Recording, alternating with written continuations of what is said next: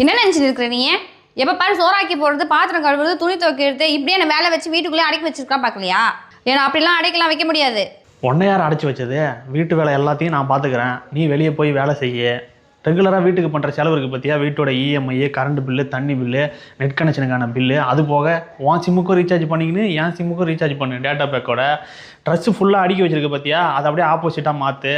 என் dress ஃபுல்லாக அங்கே இருக்கணும், உன் ட்ரெஸ்ஸு ஒரே ஒரு செல்ஃபில் தான் இருக்கணும். ஃபங்க்ஷன் இருக்குதோ இல்லையோ வருஷத்தில் 12 மாதத்துக்கும் எனக்கு ஏதாவது ஒரு புது ட்ரெஸ் எடுத்து கொடுத்தே ஆகணும். அதோட என் ஃப்ரெண்டுக்கு யாருக்காவது கல்யாணம் வந்ததுன்னு வையன், நீயும் என் கூட வரணும். போகிற வர செலவு, அது போக மொய் வைக்கிறதுக்கு நீ தான் காசு கொடுக்கணும்.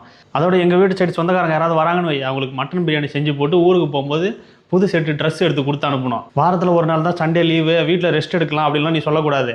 அன்றைக்கி ஒரு நாள் தான் எனக்கு ரெஸ்ட்டு கிடைக்கும், அதனால் என்னை வெளியே கூப்பிட்டு சுற்றணும் நாள் ஃபுல்லாக.